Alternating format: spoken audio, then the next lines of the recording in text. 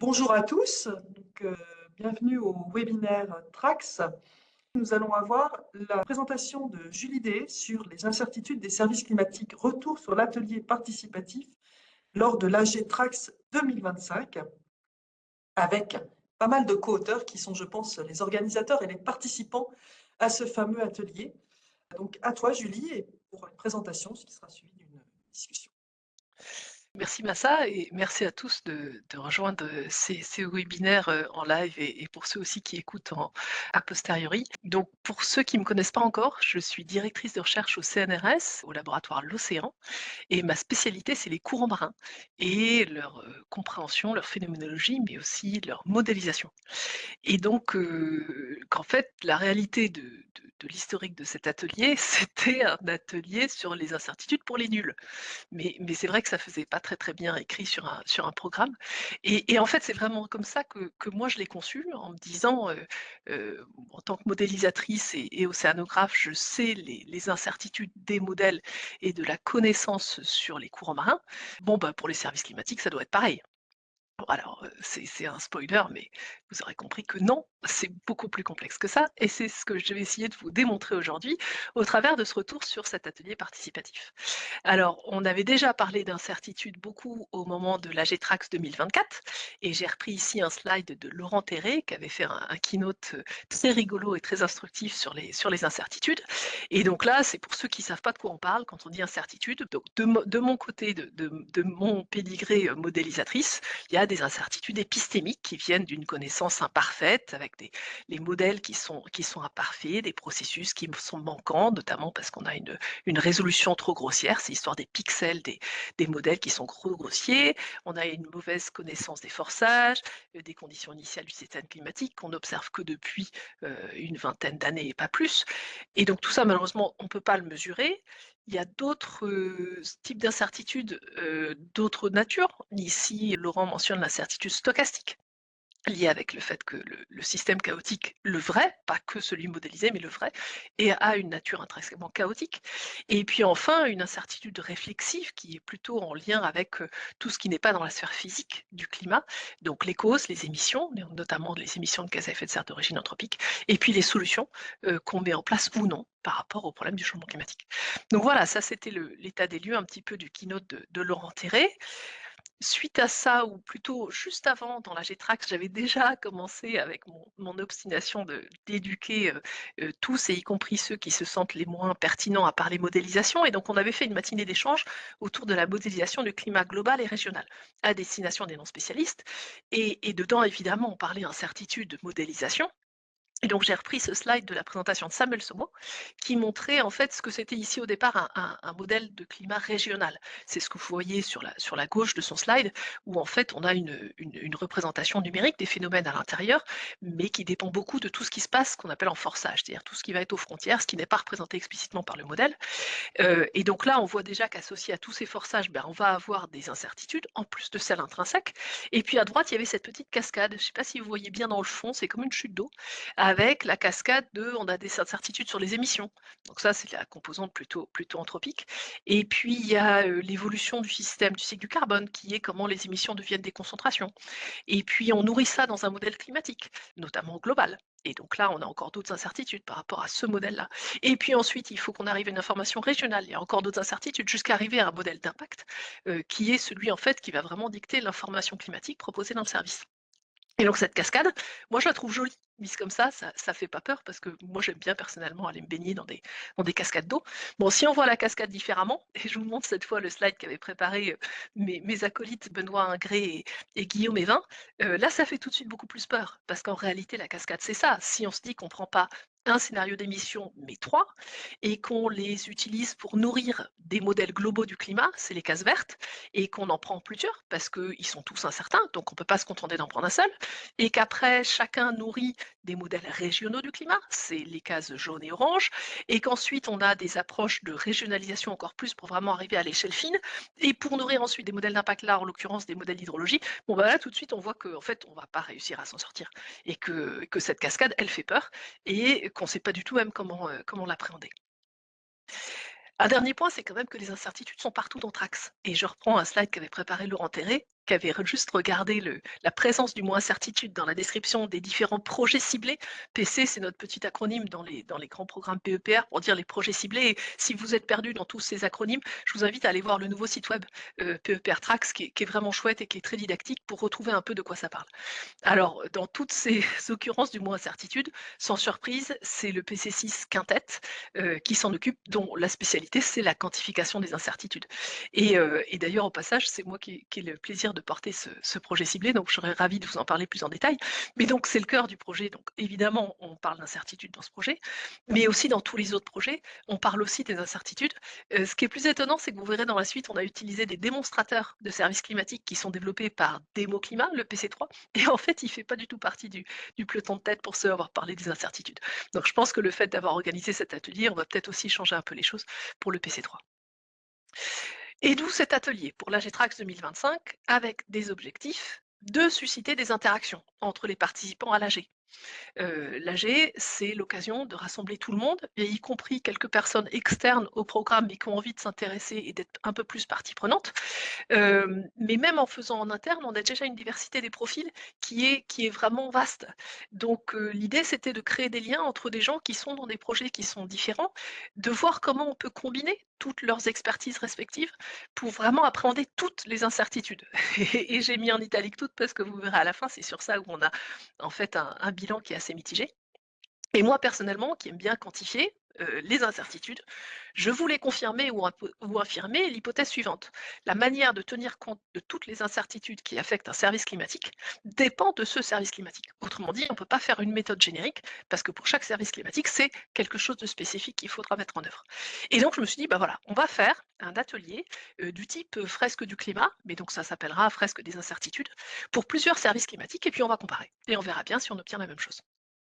Alors, en pratique, on a préparé du matériel qu'on a mis à disposition à nos collaborateurs, à nos cobayes, et je les remercie tous ceux qui sont là d'avoir bien voulu jouer le jeu. Donc chaque table, entre guillemets, avait à sa disposition une fiche descriptive du service climatique, des cartes incertitudes que je vais vous présenter après, avec un document décrivant chacune des cartes de façon très très succincte, et puis aussi des cartes vierges pour pouvoir en fait rajouter des choses qu'on aurait oubliées, et puis du petit matériel de bureau, posters, feutres, scotch. On était vraiment sur un atelier low carbone, mais pour être dans le travail collectif d'élaboration du concept plus que dans la réalisation numérique.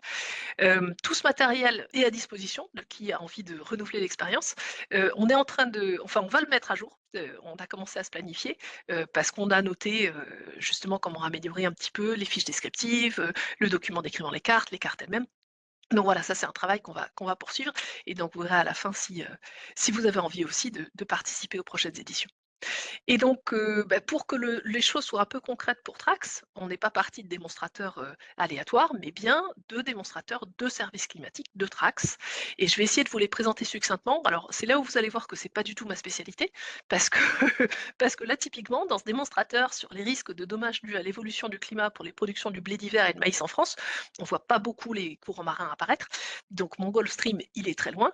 Mais alors, moi, ce que je lis quand je vois tout ça, et on va pas le lire en détail, je vous ai mis en jaune les trucs qui me semblent importants.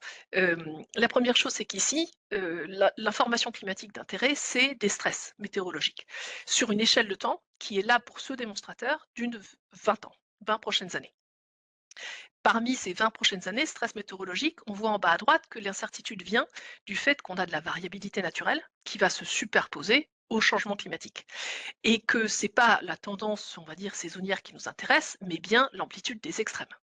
Et qu'associés à ces amplitudes d'extrêmes viennent tout de suite les biais dans les projections numériques qu'on va fournir, et que, en plus de cette variabilité naturelle, comme je disais, il y a de l'intervention humaine, mais il y a aussi une dimension qui est vraiment de l'ordre agrologique, ou je sais pas quoi, bref, vous voyez, je ne connais même pas le nom, qui est du fait qu'on a plein de variétés de blé, de blé d'hiver et de maïs qu'on pourrait utiliser, qui auraient peut-être plus ou moins de résilience, que l'objectif à la fin, c'est d'anticiper ou de limiter d'éventuelles chutes des rendements. Et donc, qui dit rendement, dit que ça ne dépend pas que des conditions environnementales, mais il y a aussi la plante, en fait, qui va générer le rendement. Voilà, ça c'était le premier démonstrateur. Le deuxième, on était aussi sur des rendements agricoles, mais cette fois à une échelle de temps pluriannuelle, au Sénégal.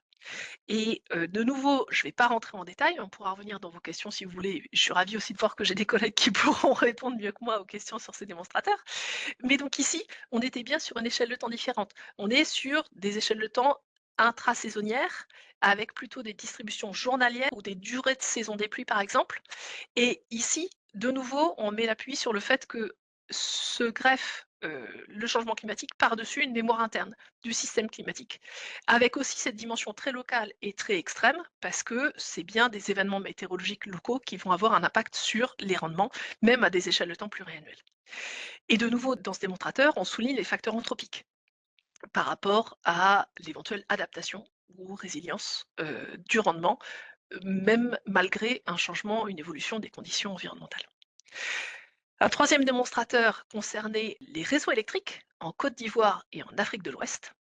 Alors là, je suis de plus en plus loin de ma compétence. Donc moi, ce que j'en retiens ici, c'est qu'en fait, l'enjeu, c'est d'identifier des déséquilibres entre production et demande à plusieurs échelles, et que c'est lié d'une façon ou d'une autre à des extrêmes, mais des extrêmes de combinaison de différents facteurs hydro-météorologiques. Et là, je me dis, ouh là là, ça va devenir compliqué parce qu'il va falloir combiner à la fois de l'information sur des températures, sur des précipitations. En effet, on retrouve dans la partie météo-sensibilité les vagues de chaleur. Et à la fin, et alors là, je me dis, ah bah c'est bon, ça je sais lire, les renouvelables dépendent de la température, du vent, de l'humidité relative et d'autres choses que je ne connais pas, mais je me dis, ah bah mon modèle, il doit pouvoir me fournir ça. Donc en fait, tout va bien. Si jamais on connaît la fonction F et que moi je peux fournir tout le reste, et ben en fait, on aura une incertitude, on aura un service climatique. Évidemment, les choses ne sont pas si simples. Le dernier démonstrateur, c'était celui sur la gestion multi-usage de l'eau sur Bandama River. Alors là, on revient dans l'eau et je me dis, ah, je vais mieux comprendre. Et en fait, pas du tout. Parce que, de nouveau, on est sur une gestion des déséquilibres entre ressources et usages. Donc, ressources, ça, on peut dire, OK, ressources, c'est le débit de Bandama River. Et ça, éventuellement, ça dépend des combinaisons de facteurs hydrométéorologiques de nouveau, et notamment d'émergence des extrêmes. OK, ça va bien. Mais quand on parle ici des usages, on est sur une autre dimension. On est sur des facteurs vraiment socio-économiques, de l'agriculture villageoise, de l'irrigation pour l'agro-industrie, on retrouve les énergies renouvelables ici, avec la production d'hydroélectricité, avec une nouvelle équation qui là me parle plus du tout, où cette fois, en fait, on est en train d'essayer de mettre en équation la demande électrique par rapport à la ressource. Et donc, qu'est-ce qu'on fait pour quantifier les incertitudes sur tout ça? Alors, on a préparé des cartes d'incertitude avec mes collègues, Benoît et Guillaume, que je remercie de m'avoir suivi dans cette aventure un peu folle. Et évidemment, moi j'ai commencé par les cartes que je maîtrise le mieux, à savoir les incertitudes provenant des modèles climatiques. Et donc sur ça, je pourrais vous en parler pendant des heures, mais je crois que c'est pas le lieu parce qu'il y en a d'autres qui viennent derrière qui sont un petit peu plus susceptibles.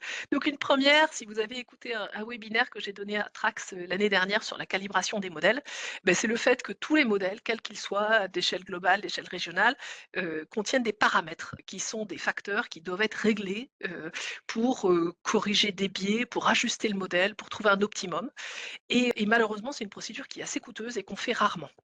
Et c'est pas parce qu'on augmente la résolution spatiale du modèle qu'on s'affranchit de la calibration, bien au contraire. On a toujours de la calibration des paramètres et qu'on ne sait pas bien faire. Donc ça, c'est un des objets du projet Quintet, PC6 de Trax. Une autre vignette à gauche, c'est l'incertitude due à la résolution spatiale. Le fait que quand on a des modèles à grosse maille, à gros pixels, comme on voit ici en bas à droite, eh bien, il y a évidemment des processus locaux qui ne sont pas représentés. Alors, leur effet sera représenté via des paramétrisations, mais c'est souvent imparfait, surtout si on veut une information à l'échelle locale. Et à l'inverse, quand on augmente la résolution spatiale des modèles, on arrive en haut à gauche, on voit ici, c'est le relief, les couleurs, on a une bien meilleure représentation de l'orographie, et donc on imagine que les processus à l'échelle locale seront mieux représentés aussi. Et donc cette incertitude entre combien la résolution du modèle me permet de résoudre ou pas les phénomènes météorologiques d'intérêt, bon bah ça on sait que c'est là, c'est une incertitude réelle, qui est d'ailleurs entre autres traitée dans le cadre du PC10 Localizing de Trax. Mais il n'y a pas que ça. Il y a évidemment d'autres incertitudes, même si on reste dans la sphère climat pour l'instant. Incertitude sur les conditions environnementales futures. Je vais vous faire une petite série de 6 cartes que j'ai juste synthétisées ici. La première, c'est les forçages externes. Les forçages externes, c'est tout ce qui n'est pas représenté dans les modèles de climat. Donc les éruptions volcaniques, mais aussi pardon, hop, les variations solaires, etc. Ça, c'est des choses qu'on essaie d'introduire dans nos modèles. On fait des multiples scénarios, des ensembles, mais ça reste une source d'incertitude. Une deuxième, ce sont les mécanismes de variabilité climatique naturelle. Ces mécanismes de variabilité, ils sont là dans les modèles, plus ou moins bien. Je me rends compte que je vous ai zappé un petit slide là. Hop, j'avais mis celui-ci. L'incertitude provenant des modèles climatiques, c'est les rétroactions qui vont faire que selon le niveau de complexité dans le système, dans le modèle, on va avoir ou pas des processus de rétroaction qui vont être représentés dans le modèle. Maintenant, l'analogue, c'est dans la réalité. On sait que dans le vrai climat, ils sont là. Là, c'est un petit schéma qui représente le ENSO, un mécanisme de variabilité océan-atmosphère dans le Pacifique équatorial, qui a un impact régional et global qui est très important.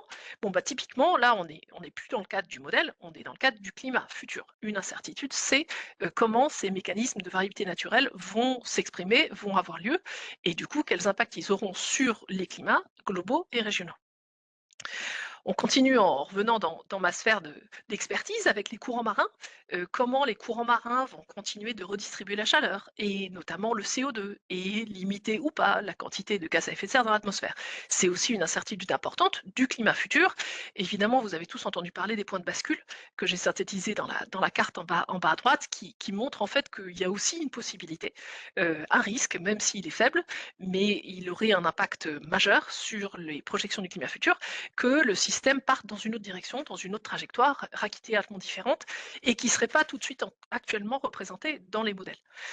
Donc ça, c'est aussi une source d'incertitude importante. Et puis j'ai rajouté deux cartes qui sont toujours dans le cadre de ces incertitudes sur les conditions environnementales futures, mais qui cette fois sont un peu plus en lien avec la sphère anthropique.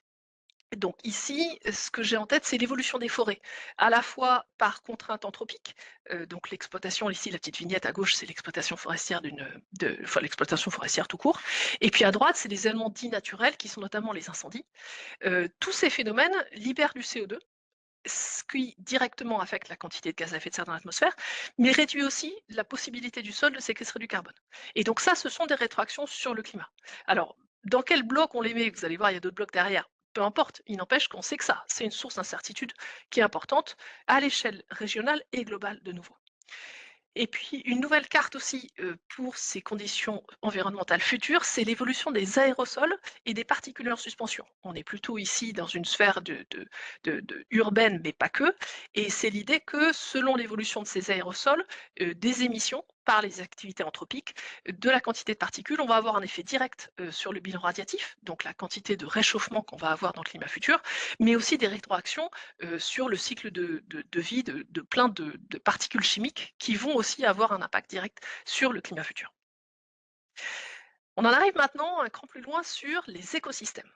Parce que, en effet, comme on le mentionnait tout à l'heure sur les démonstrateurs par rapport à la production au rendement agricole, on sait que de base, les écosystèmes qui subissent l'évolution de ces conditions environnementales ont une capacité d'adaptation ou pas. Sous l'effet de l'évolution des conditions naturelles, alors on peut rajouter aussi les facteurs anthropiques, mais on sait bien qu'on va voir des évolutions majeures des paysages qui déjà vont en tant que tels avoir un impact sur la question qu'on va se poser, notamment le rendement agricole, mais aussi un impact en retour sur le climat, par rapport à l'émission des particules, par rapport à la capacité de retenir de l'eau ou pas, et par rapport tout simplement à un facteur d'albédo, de couleur de sol, qui va aussi avoir un enjeu sur le bilan radiatif. Et puis bien sûr l'adaptation des plantes, qui est une dimension directe quand on se pose une question sur un rendement agricole. Ça c'est une sphère qui est encore, on va dire, du domaine de la recherche, non pas sur la physique, plutôt sur la biologie. C'est une vraie question, et tout à l'heure on le mentionnait dans un démonstrateur, qu'il y avait plusieurs variétés de plantes qui étaient disponibles. Ben, en fait, c'est possible que le rendement dans le futur dépende essentiellement d'abord du choix de la variété et non pas de la condition environnementale. Donc ça, c'était deux cartes supplémentaires. Et puis, on va arriver vers les derniers lots de cartes, qui sont ceux sur les informations climatiques spécifiques pour le service climatique. Et le premier, on avait préparé une carte sur les événements extrêmes, évidemment, que ce soit des événements proches de l'eau avec les événements de submersion, mais aussi des événements d'ouragan ou juste des vents assez forts. On aurait pu mettre ici en plus les précipitations. On a rajouté des choses sur les modifications des zones urbaines, parce que les services climatiques qui font référence à la zone urbaine, on sait que la zone urbaine a un impact. Alors on peut parler des îlots de chaleur, mais aussi on peut parler de l'artificialisation des sols, qui va avoir un impact direct sur la capacité de retenir de l'eau et donc d'avoir de l'eau disponible pour tout ce qui pourrait être d'intérêt pour le service climatique. Et puis enfin, la modification de l'usage des sols, elle fait un peu référence à la carte précédente, à savoir en fonction de l'usage des sols qui est fait, et de nouveau par exemple la déforestation pour arriver à des surfaces comme on peut voir ici sur la photo, on sait que c'est finalement ces modifications-là, plutôt d'ordre anthropique, qui vont avoir un impact majeur sur la façon derrière dont on va pouvoir délivrer de l'information d'intérêt pour le service climatique, peut-être plus ou pas, à voir que les conditions environnementales directement. On arrive au dernier bloc, qui est celui en fait qui nous a paru parmi les plus importants, et vous allez comprendre pourquoi, les incertitudes socio-économiques sur les trajectoires futures. Alors on commence avec en haut à gauche une carte qui montre l'évolution des émissions de gaz à effet de serre. Donc ça, évidemment, on est tous habitués à ça, et on sait bien qu'en fonction des émissions, on va avoir une trajectoire différente pour le climat futur, ça va. Les capacités d'adaptation face au changement climatique vont aussi avoir un écho sur les émissions, et donc sur l'atténuation du changement climatique, mais aussi sur la capacité de résilience de nos sociétés, sur l'évolution de nos pratiques, etc. Tout ça, on est sans surprise. Ici, on est sur des choses qui sont plus d'actualité, mais malheureusement qui dominent l'actualité en ce moment. L'évolution des politiques publiques et de la coopération internationale a un impact direct sur à la fois l'échelle globale, c'est-à-dire l'effort mutualisé de réduction des émissions de gaz à effet de serre, mais aussi les efforts locaux d'atténuation et d'adaptation au changement climatique. Malheureusement, l'autre carte est un peu plus positive. Elle fait plutôt référence à des évolutions technologiques positives, on va dire, qui vont faciliter. Alors ici, la petite vignette verte, c'est pour signaler le stockage d'hydrogène, pour fournir de l'énergie, pour stocker des énergies renouvelables et pouvoir la fournir de façon un peu plus constante. Le biocar, c'est aussi une solution technologique innovante qui permet de finalement refertiliser les sols à moindre coût carbone, on va dire, ou justement avec un impact carbone très positif de piégeage de carbone. Donc là, c'est le positif, c'était pour compenser un petit peu les actualités par rapport au système politique américain notamment. Et puis, il y en a une troisième qui est directement sur l'évolution des pratiques agricoles. Et ce qu'on avait en tête sur ça, c'est les révolutions en cours technologiques, avec de l'IA notamment, qui en fait visent soit une croissance des rendements et ou une accélération de la transition agroécologique qui, ils sont maintenant confirmés, a un impact direct sur les rendements agricoles. Donc voilà, ça c'était le dernier bloc, ça c'est toutes nos cartes d'incertitude. Il y en avait une en plus, qui finalement a été assez utilisée, c'était celle-ci, qui était au départ une petite blague de moi modélisatrice qui disait mais il y en a aussi des grosses en fait, on ne sait même pas qu'elles sont là. Donc les incertitudes qu'on n'a même aucune idée qu'elles sont présentes, que ce soit dans la sphère de la modélisation, de la sphère de la biologie ou de la sphère socio-économique. Alors qu'est-ce qu'on a fait de tout ça? Eh bien, je vous montre des photos des démonstrateurs, dans le même ordre que je vous les ai présentés tout à l'heure. On pourra y revenir si on veut les commenter plus en détail. Ça, c'était la première sur l'évolution du blé d'hiver et du maïs en France. Donc, je vous rappelle comment ça s'est déroulé. On a mis les gens ensemble autour de table. Ils avaient le poster que vous voyez au fond. Ils avaient toutes les petites cartes. Je pense que vous les reconnaissez par rapport à ce que je vous ai présenté rapidement. Et puis, ils devaient les assembler pour faire une fresque de toutes les incertitudes qui affectaient le démonstrateur. Et les assembler, mais aussi essayer de mettre des petits mots, des flèches pour essayer de comprendre comment ça pouvait fonctionner ensemble. Et donc on reconnaît tout ce qui va être plutôt de l'ordre des forçages externes, donc par rapport à l'écosystème ou au système qu'on est en train de regarder, avec les petites vignettes de modélisation. Mais on voit qu'il y a aussi d'autres choses qui sont arrivées ici. La politique publique, finalement, a eu un impact assez fort, selon eux, pour déterminer en fait comment on allait pouvoir ensuite à la fois dicter ou diriger des évolutions de pratiques agricoles, mais aussi, donc là, on voit qu'il y a eu des choses qui ont été changées sur la carte. L'adaptation des plantes est devenue modification génétique des plantes. Et donc, je trouve assez pertinent de ramener un petit peu quelque chose avec une possibilité d'action et de transformation. Et puis, on voyait ici sur les incertitudes des biais intrinsèques avec des choses sur notamment les écosystèmes locaux qu'en effet, on n'avait pas anticipé. Et puis bien sûr les mécanismes des événements extrêmes qui sont importants pour apporter en fait, pour leur impact et donc pour leur incertitude qu'ils apportent sur le démonstrateur. Donc ça, c'est une des fresques. Je peux peut-être faire un petit aparté. Cette fresque-là a été organisée par des gens qui étaient pas du tout en lien avec le domaine. On était plutôt sur une forte représentation des glaciologues. Je pense que c'est pour ça qu'ils ont mis la calotte glaciaire qui était au milieu. Donc c'était drôle en fait de voir qu'ils arrivaient à cette combinaison qui fait sens d'une certaine façon, avec au centre, cette fameuse carte que je pensais personne n'utiliserait, avec, on sait qu'on ne sait pas. Et je pense que c'est important de la part de modélisateurs du climat, à la pointe de l'expertise en modélisation du climat, d'avoir un exemple ici où en fait, avec beaucoup d'humilité finalement, on se rend compte qu'il y a beaucoup de choses qu'on sait très bien qu'on ne sait pas. Qu'est-ce qu'on en fait quand on est en train de délivrer un service climatique? C'est ça la question et c'est ça qu'il va falloir maintenant, réussir à quantifier. Alors, les autres services, ça ressemble, mais différemment. Il y a des choses, donc ça c'était le poster qui a été préparé pour le démonstrateur des rendements, pluriannuels au Sénégal. Là, de façon, assez, intéressante, en fait, il n'y a pas eu de tour de table au départ sur l'expertise des uns et des autres. Il y a eu plus de temps pour s'approprier les cartes et finalement, il y a beaucoup de cartes qui ont été mises de côté. On voit bien ici, il y a un moindre nombre de cartes. La fameuse incertitude, unknown unknown, elle apparaît pas du tout.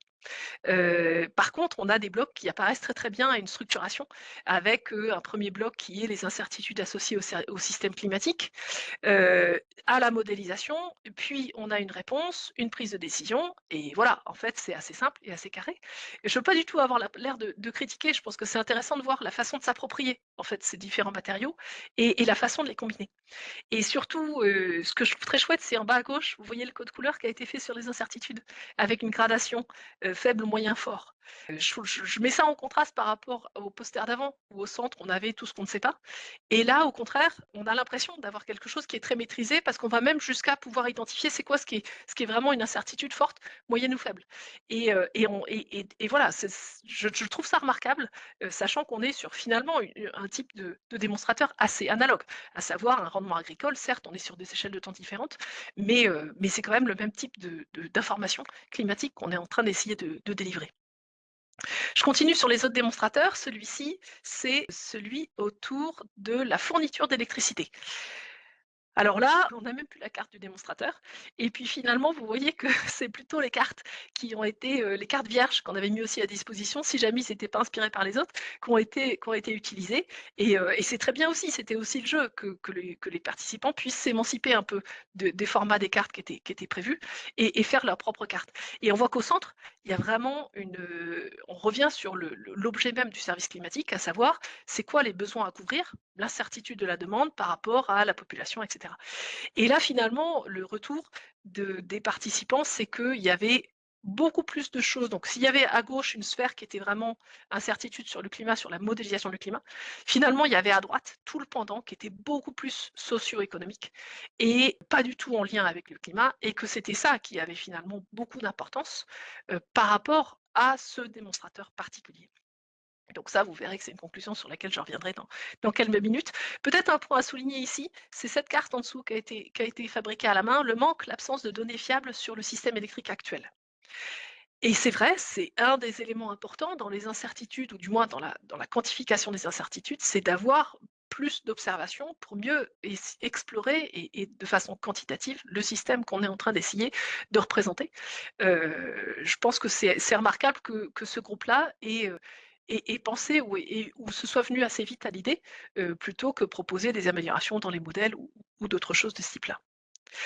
J'en viens au dernier démonstrateur qui était sur les ressources de Bandama River. Euh, donc là, c'était un autre groupe, pour la petite anecdote, qui a pris le temps de faire le tour des expertises des uns et des autres, pour mieux s'approprier les cartes, pour mieux identifier qui est autour de la table et arriver. Alors, oui, j'ai pas précisé, chaque table était à peu près 10 participants, qui étaient vraiment de profils différents. Ça a été fait de façon aléatoire, donc c'était pas du tout déterminé, mais on avait des profils qui étaient très différents. Et donc, je me souviens que ce groupe a pris beaucoup de temps à lire toutes les cartes et à essayer de s'attribuer chacun des expertises. Et donc, on arrive à la fin à ceci. Euh, on pourra de nouveau revenir en détail. Moi, je lis dans ça qu'il y avait une vraie recherche de logique d'assemblement avec ces flèches, avec ces séquences à droite sur toutes les cartes. Il me semble que c'est un groupe qui avait du mal à pas mettre des cartes. Il y avait besoin de faire entrer toutes les cartes parce que toutes les cartes étaient là, mais on cherchait absolument des liens logiques et des séquences, alors qu'en fait, on voit par rapport aux autres fresques qu'elles ne sont pas du tout évidentes et qu'il n'y en a pas une seule qui est bonne et que malheureusement, tout est un petit peu interconnecté. Quelques réactions des participants suite à ce travail, à ces ateliers. Le premier, c'était: «Waouh, c'est complexe comme histoire. Je suis bien content de ne pas être impliqué dans le PC3 démo climat». Donc le PC3, c'est le projet ciblé de Trax qui est censé délivrer ces démonstrateurs. Et là, c'est vraiment 4 démonstrateurs qui sont en cours d'exploitation. Euh, donc c'est assez rigolo, on a trouvé ça chouette. Il y avait des gens du PC3 qui étaient là, qui étaient un peu moins satisfaits de se dire: «Oh là là, bah d'accord, on décourage tout le monde».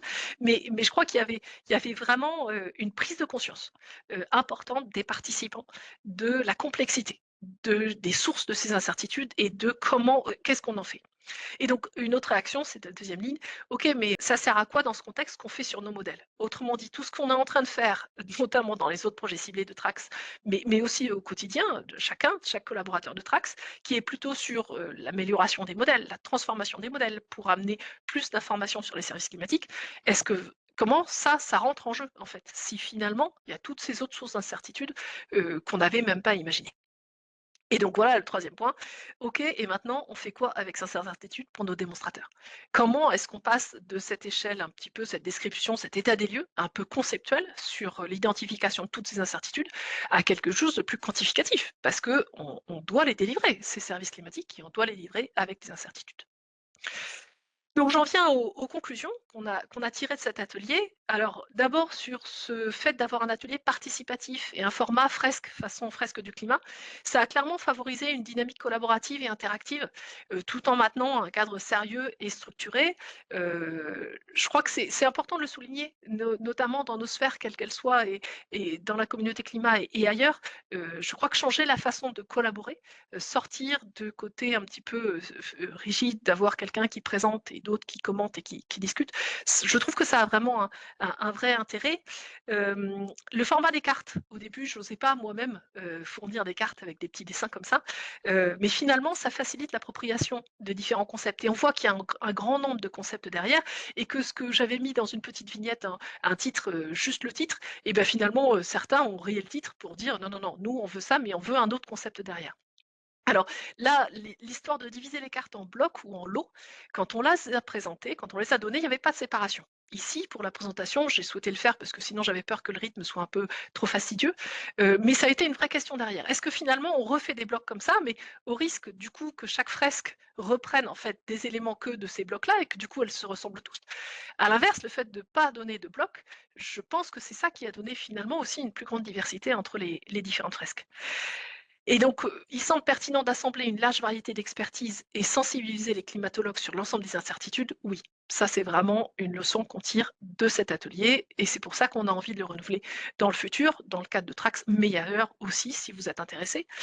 Et l'atelier a finalement permis de dézoomer par rapport aux questions scientifiques spécifiques à la modélisation du climat pour vraiment revenir sur les services climatiques et les incertitudes qui sont associées, quelle que soit leur nature. Et donc, je terminerai sur ces conclusions, sur ces fameuses incertitudes qu'on a explorées sur les services climatiques. J'insiste, on pense maintenant, du moins moi j'en suis convaincue, c'est nécessaire de mettre en lumière toutes les incertitudes qui sont non climatiques, qui ne sont pas liées à la modélisation, toutes les autres. Et notamment sur toutes les incertitudes socio-économiques, il n'y a pas beaucoup d'expertise dans Trax, sauf erreur de ma part. Donc là, j'aimerais faire un appel à tous les gens qui seraient ici ou qui visionneraient ce webinaire a posteriori. On a vraiment besoin d'élargir notre cercle de collaborateurs et collaboratrices pour cet type de discipline, pour ce corpus d'informations, pour réussir à savoir comment les appréhender. Le fait de confronter les différents démonstrateurs, je suis tout à fait ouverte à la discussion, mais c'était la démonstration que je voulais vous faire aujourd'hui.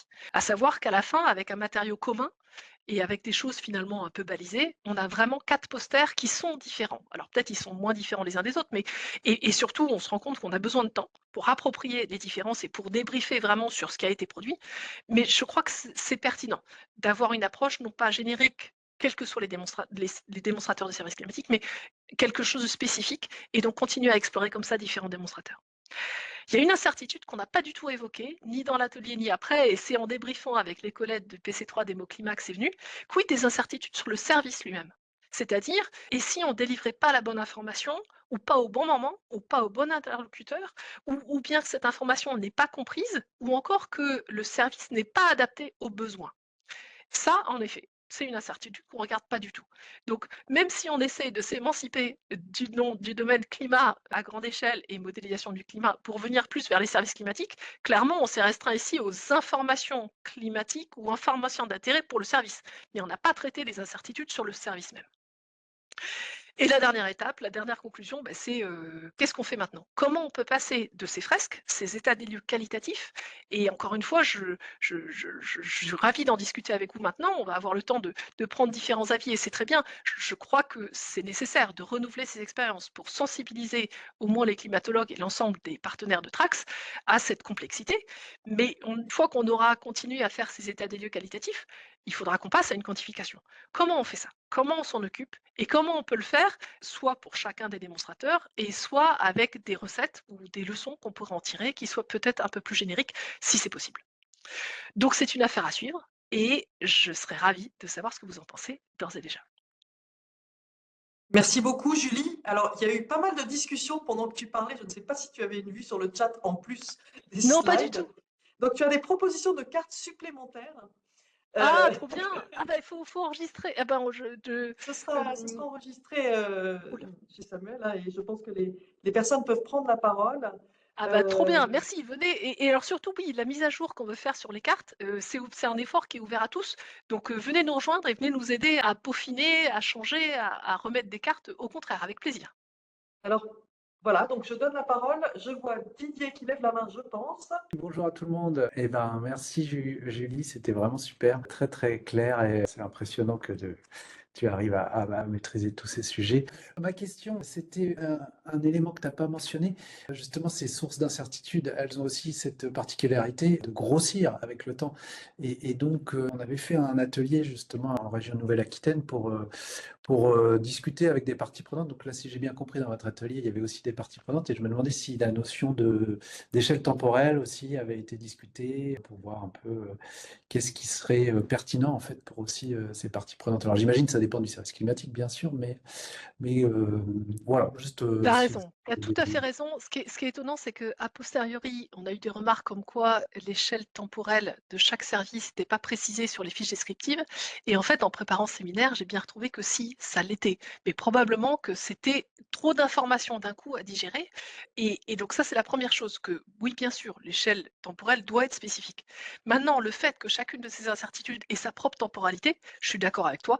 Je ne sais pas comment on va, comment on va réussir à d'abord se l'approprier, tu vois, je fais avec mes mains, pour ensuite savoir comment le quantifier. Mais tu as raison. C'est comme si en fait là on était en statique et qu'après il y a une dimension 3D parce que dans l'avenir, en effet, il faudrait réussir à voir finalement à l'échelle, enfin un état des lieux qu'on ferait dans l'actuel à projeter, si on met une évolution dessus, comment ça devient. Je suis tout à fait d'accord. Faut qu'en effet on rajoute ça dedans, ou qu'on réussisse à l'introduire d'une façon ou d'une autre. Oui, bah, il y avait tous les travaux de Ed Hawkins, hein, justement, qui en Ouais, plus tout à fait. qui peuvent être intéressants dans ce cadre. Mm, mm. Merci. Merci à toi. Alors, il y a Pascal Mogis qui veut intervenir. Bonjour, bonjour à tous. Désolé, j'ai raté un peu le début, mais par contre, je suis arrivé sur la question des incertitudes et je voulais pas forcément ouvrir le débat parce qu'il est ouvert, mais enfin élargir, parce que c'est une question très très large sur laquelle je travaille depuis une dizaine d'années et qui se pose pour l'aide à la décision, c'est que les services climatiques s'insèrent dans une dynamique où il y a en fait potentiellement un dialogue dans les deux sens avec les porteurs d'enjeux, avec les décideurs, avec les personnes concernées, ceux qui ont une influence, ceux qui subissent ces impacts, ceux qui ont un intérêt. Et donc, en fait, il y a des réflexions qui existent en sciences politiques là-dessus, je le dis de temps en temps, notamment type Authorities, la démarche des incertitudes profondes ou les sciences post-normales, qui fait que, vraiment, c'est aussi intéressant de partir, en fait, des enjeux, enfin d'un enjeu, de certains acteurs, et de co-élaborer avec eux, parce que c'est très difficile de trancher, en fait, quand on est simplement sur la partie scientifique. C'est très difficile de savoir finalement quelles sont les incertitudes qui comptent, quels sont les horizons pertinents, etc. Il y en a qui vont être importantes, incertitudes qui sont importantes pour un enjeu, mais pas pour d'autres, et d'autres qu'il faudra explorer davantage. Donc voilà, donc moi ça m'intéresserait de discuter là-dessus. D'ailleurs, en fait, pour répondre en partie à cette question, avec plusieurs collègues et sous l'impulsion de Valérie Masson-Delmotte, on pense une réponse au PEPA et RIMA, risque, sur des trames narratives extrêmes, mais qui sont en fait d'une part co-construites et qui partent des enjeux, pour ensuite aller voir les incertitudes importantes, les explorer, proposer des choses robustes, mais en coélaboration avec les porteurs d'enjeux, pour leurs besoins sur leur territoire. Donc ça me paraît irréductible en fait l'incertitude. Ce qui permet de les approcher d'une façon acceptable et intéressante, c'est le fait de l'assumer collectivement avec les porteurs d'enjeux et de faire une co-construction. C'est-à-dire de responsabiliser, en fait, de passer la responsabilité du scientifique à la responsabilité du collectif qui est impliqué dans les décisions. Merci, c'est super. Je ne vais pas répondre. Isabelle, tu veux bien répondre? Oui, merci pour la parole.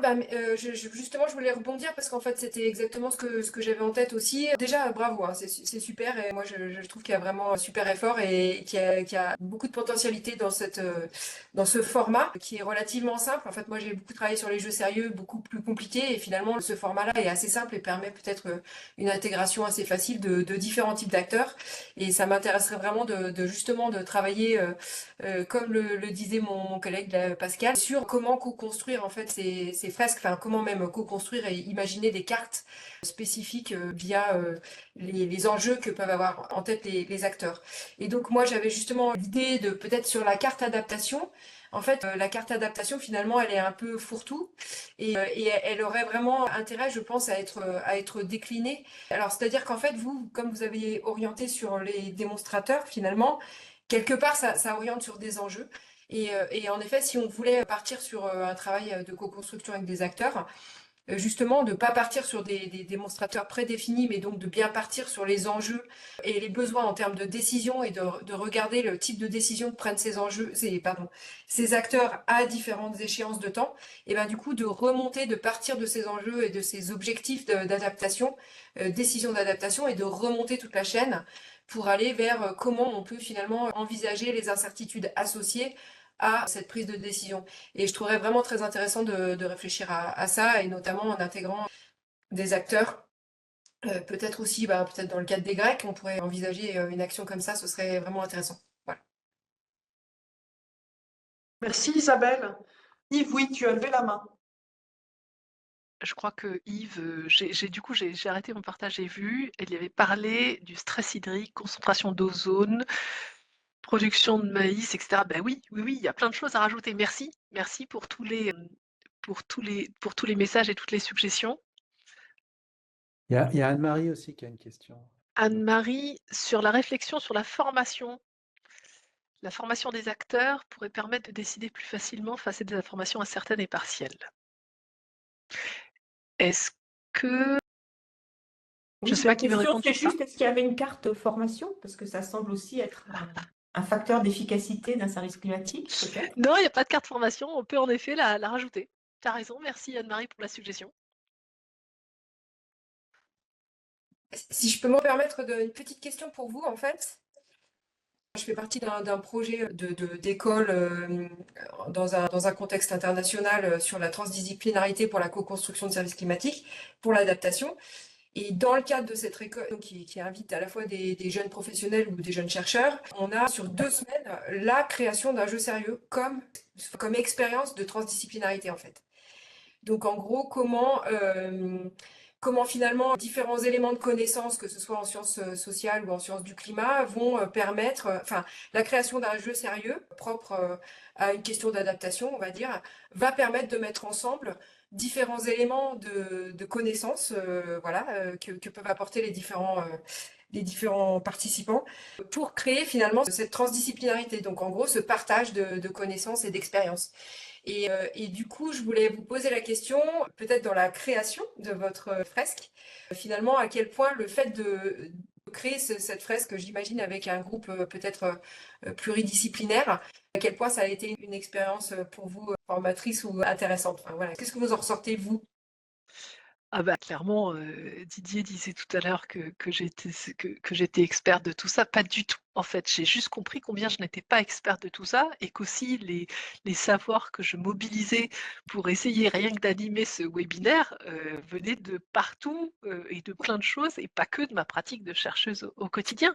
Je pense qu'il faut, peut-être pour vous encourager encore plus à venir nous aider à mettre à jour tout ce matériel, c'est qu'en fait, ça s'est fait très vite entre Guillaume, Benoît et moi parce qu'on avait envie de faire différent. Et parce que peut-être on sentait, ou moi je sentais que j'avais besoin de sortir de mon prisme uniquement incertitude de la modélisation et même et finalement très peu incertitude du climat en lui-même, au-delà de la modélisation. Donc je pense que c'est ça qui nous a poussés, mais c'est vraiment quelque chose qui a été fait de façon très artisanale et je remercie tous ceux et encore une fois infiniment Guillaume et Benoît parce qu'ils m'ont dit mais Julie en fait c'est pas possible, il faudrait mobiliser tout un groupe d'experts et oui il faudrait. Alors à qui on s'adresse pour les efforts à venir. On a commencé à en discuter, notamment dans le cadre du PC3 Démo Climat. Je crois qu'il y a plein de publics à qui on pourrait s'adresser. Peut-être il y en a un qui, moi, me touche, c'est les gens comme moi, à savoir les gens de Trax et de nos labos impliqués dans Trax, qui sont très modélisateurs climat, qui sont très attachés, très engagés à améliorer les modèles, et qui malheureusement se rendent peut-être pas compte que c'est pas ça en fait le plus important, ou du moins que ce qu'on pense être la bonne manière de faire est peut-être complètement inadapté et inapproprié. Je crois que ça vaut la peine de sensibiliser. Et puis derrière, quantifier, il y a plein de solutions. Merci Pascal de les avoir mentionnées. Oui, il y a plein de solutions, je ne les connais pas, je suis désolée. Je suis complètement inexperte sur ça. Je sais parler modélisation du climat, mais c'est tout. Et oui, je pense il faut s'éduquer tous les uns et les autres, ou du moins, je pense que Trax est le bon lieu pour s'éduquer tous à aller dans cette direction. Alors, Juliette a une main levée et Oui. puis Benoît aussi. Merci à tous et merci Julie pour ce retour. Par rapport à ce que tu viens de dire, je suis pas complètement d'accord et ça rejoint peut-être ce que disait. Enfin, je suis pas complètement d'accord. Si, je suis d'accord qu'il faut qu'on s'auto-forme et que cet atelier sert à former entre autres les modélisateurs de Trax, mais n'oublions pas que dans Démo Climat, dans le PC3, le but c'est de faire des démonstrateurs de services climatiques qui soient des démonstrateurs, donc à destination de certains décideurs ou de certaines communautés. Et donc moi, je crois que ce qu'il faut aussi, et c'est probablement pas à toi de le faire, mais plutôt aux gens de Démo Climat de le faire, c'est exporter cette fresque auprès des acteurs à qui on veut délivrer le service, parce que c'est eux qui sont les plus loin de l'ensemble des sources d'incertitude que tu as très bien expliqué et qui doivent les avoir en main et qui doivent commencer à en avoir un feeling pour pouvoir justement faire quelque chose de ce qu'on va leur donner. Tu vois ce que je veux dire? Donc voilà, je voulais juste remettre ça parce que j'ai l'impression qu'on n'en a pas beaucoup parlé. Il y a nous, les traxeurs, mais dans Démo Climat, on s'ouvre, enfin dans le PC1 et dans le PC3, on s'ouvre et je pense que là, il y a un travail à faire et enfin, voilà, on en reparlera. Moi, j'aimerais bien prendre ta fresque et après l'utiliser avec mes acteurs. Ce serait chouette. C'est pas ma fresque, hein. Ça y est, c'est fini. Hein. C'est la fresque et oui, et je pense que toutes les adaptations pour différents publics et différents objectifs sont ouvertes et sont les bienvenues. Benoît et je pense que c'est Guillaume qui est à côté de Benoît. On peut peut-être réagir sur ce point. Bonjour, donc effectivement, je suis avec Guillaume. Donc merci Julie pour cette présentation et merci aussi pour nous avoir conviés à participer à cette expérience qui est vraiment très intéressante. Alors avec Guillaume, c'est vrai qu'on est aussi du côté des modélisateurs et on travaille sur les incertitudes dans la modélisation hydroclimatique depuis longtemps. Et je voulais abonder un petit peu sur ce que Julie disait. En fait, il faut aller chercher les porteurs d'impact pour construire nos services climatiques et identifier aussi pour eux les incertitudes qui sont pour elles aussi importantes. Alors il y a celles qui sont liées au climat, mais sans doute qu'elles ne sont pas forcément les plus importantes. Et donc toute la difficulté, ça va être de savoir comment est-ce qu'on arrive à construire quelque chose qui va permettre de digérer toute cette information qu'on peut produire nous pour que ce soit utile à ces acteurs. Et je pense que c'est pas dans nos gènes en tant que modélisateur. Et c'est sans doute un exercice assez compliqué à faire. Et la co-construction dont parlait tout à l'heure Pascal, eh ben c'est quelque chose qui me semble vraiment important à développer. En tout cas, cette expertise pour nous à développer dans Trax. Oui, je pense qu'il y a un aspect où il faut se former nous-mêmes, qui est important, et donc je pense qu'on en rediscutera. Et en tout cas, là déjà, on commence à se former petit à petit. Il y a peut-être un passage à l'échelle qui sera difficile, mais on va avancer petit à petit. En tout cas, je pense que c'est vraiment dans l'esprit de Trax de pouvoir englober les problématiques les uns des autres et de voir plus loin que le bout de notre nez. Donc, merci beaucoup à tous pour cela. Alors, il y a un dernier commentaire de Yves que je vais lire. Yves propose qu'on définisse sur quel objet on veut quantifier les incertitudes afin de pouvoir concentrer nos efforts pendant Trax. Alors, je pense qu'il veut dire sur quel développement de modèle on doit s'intéresser. On n'adressera probablement pas toutes les incertitudes, mais serrer sur quel forçage, scénario ou autres incertitudes nous voudrions concentrer nos efforts est important. Et donc, je pense que ça retombe aussi sur toutes nos réflexions là, sur ce qui se passe des mots climat et lien avec la société. Je peux dire un dernier mot, Massa, parce Bien que sûr. j'étais ravie de voir Anne-Marie Tréguier connectée, et merci Anne-Marie pour tes contributions. La fresque, c'est pas que pour les gens de Trax, j'insiste. Si vous voulez récupérer le matériau, l'amener après, je pense aux Grecs, Anne-Marie ou ailleurs, allez-y. À chacun de se l'approprier, et si elle peut faire sa vie, tant mieux, c'est très bien. Et si on peut avoir des retours, c'est encore mieux d'ailleurs. Et c'est encore mieux. Si on peut le faire évoluer ensemble selon les différents publics auxquels on va s'adresser, c'est encore mieux. Ah oui, enfin, je n'ai pas trop d'idées initiales sur quel service climatique on pourrait essayer de l'appliquer ou dans quel cadre, mais en tout cas, j'ai bien ça en tête. Merci. Alors, merci beaucoup à tous. Je pense qu'on va pouvoir clore ce webinaire très riche en annonçant le prochain. Donc, le prochain webinaire aura lieu le 11 avril à 11 h, comme d'habitude. Il portera sur les vagues de froid et de chaud, passé, présent et futur, et sera présenté par Johan Robin, Aurélien Rib et Octave Tessio, donc une équipe LSCE CNRM, sur un article qui vient d'être publié et qui a fait un petit peu de buzz dans la presse. Donc, si vous voulez en savoir plus, n'hésitez pas à nous rejoindre le 11 avril à 11 h. Merci beaucoup à tous et à bientôt. Merci beaucoup. Si. Merci. Au revoir.